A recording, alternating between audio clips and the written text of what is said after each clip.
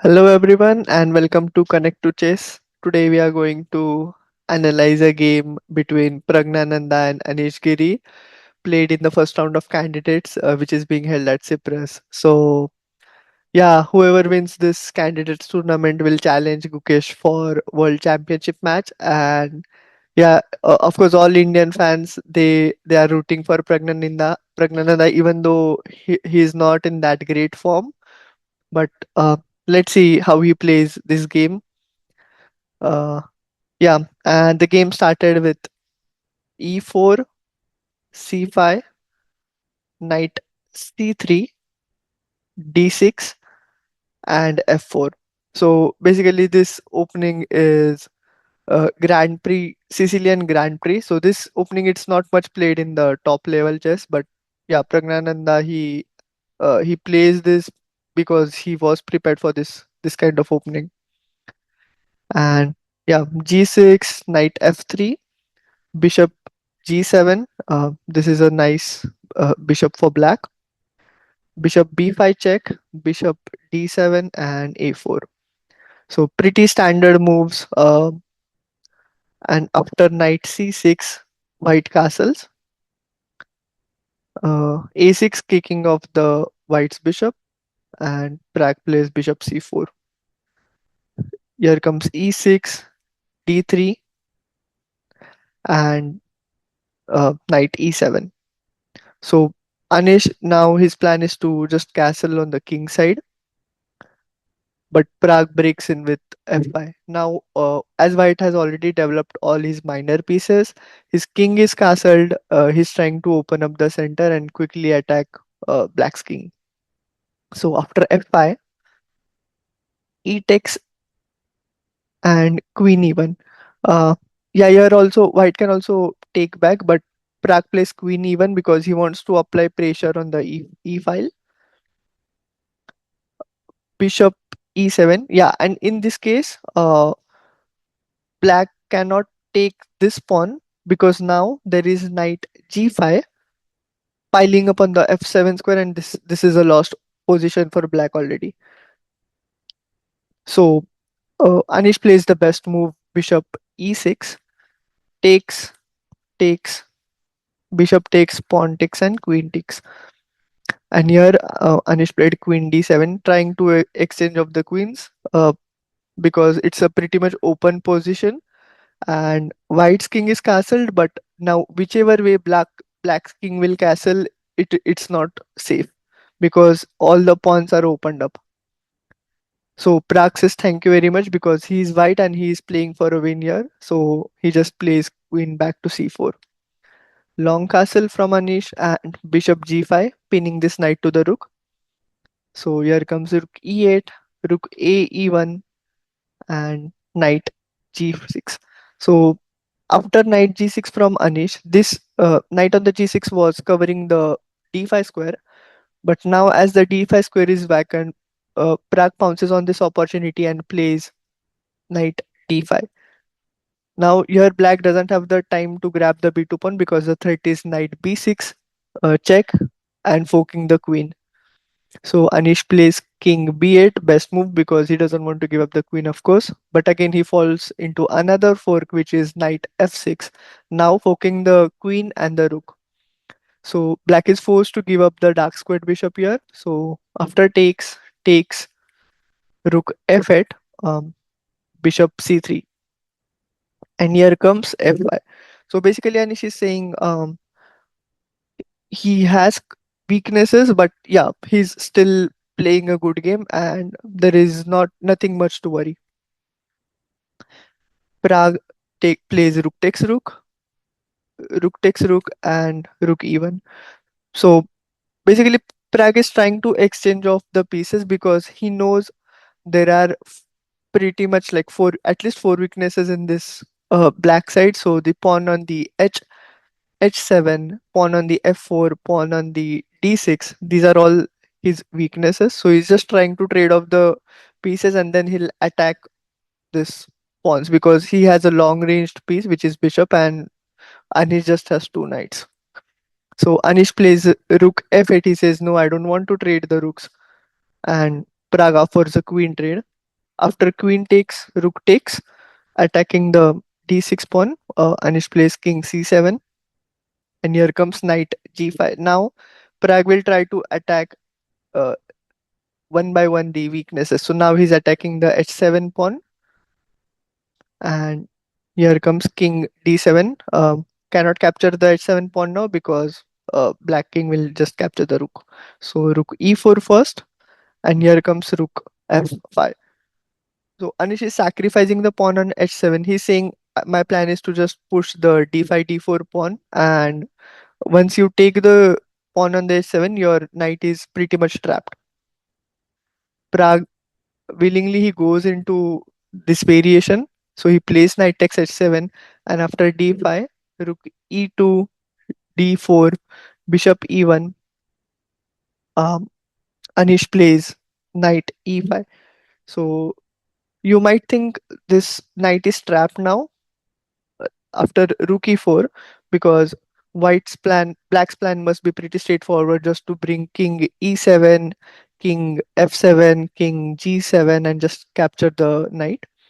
But Pragg has his plans in his mind, so let's see how he manages to save his knight. So after knight g4, Pragg plays h3 and knight e3, attacking the c2 square. This is a very good outpost for black's knight. So c3, undermining the position of the knight. Plan is to just play pawn takes, and rook takes, just gaining another pawn. So after knight d5, here comes h4. So this is the way to save this knight. If black tries to come, white can just play knight g5.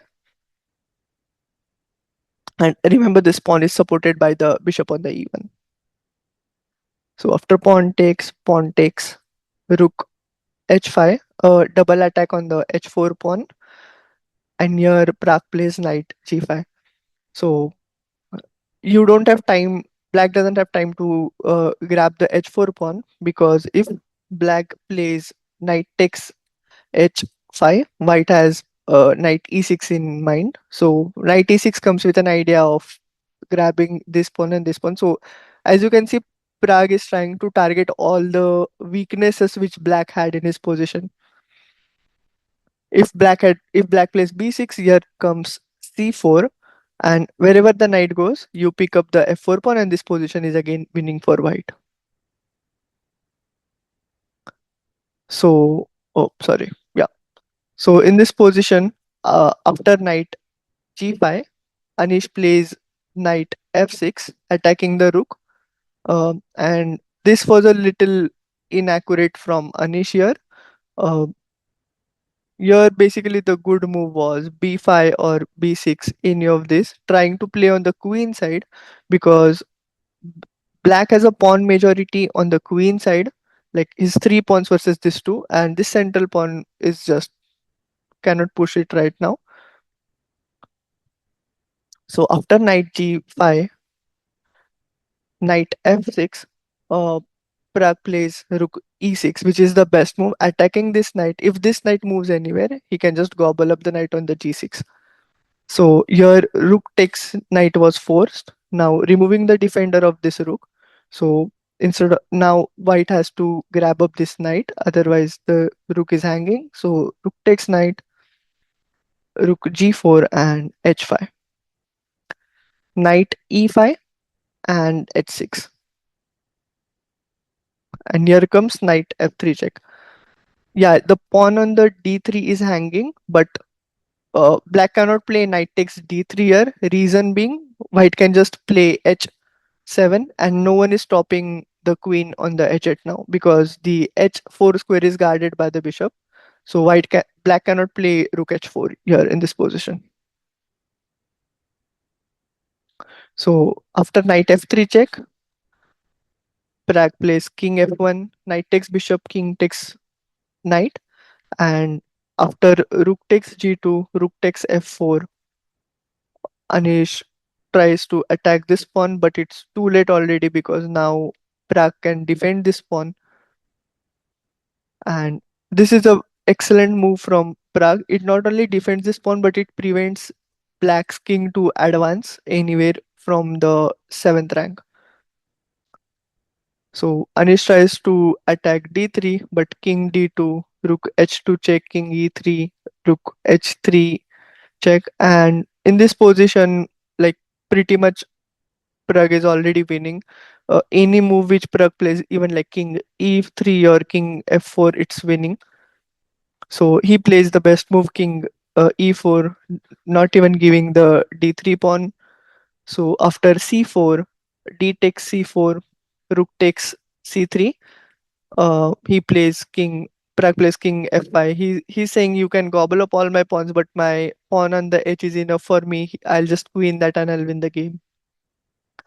So Anish plays king e7, and here comes rook b6 again, supporting this pawn and attacking the weakness on the b7.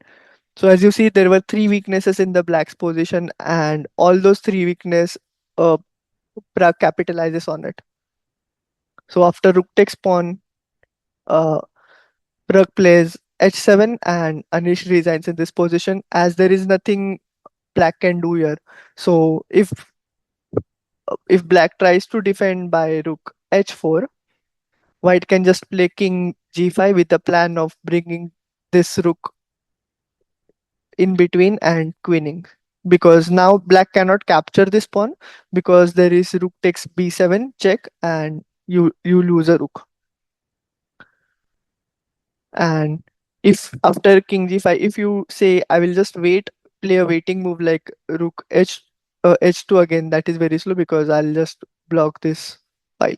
And if you check me, I'll just follow you everywhere, and next move I'm queening and I'm winning the game.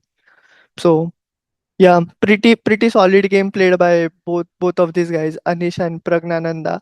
Anish is basically known for his Sicilian after 2014 because I remember in 2014 candidates he drew all the 14 games, and like people said he's the he's a drawish player. He doesn't want to play for any advantage, or he doesn't have the intensity, so he started playing Sicilian and he actually mastered it.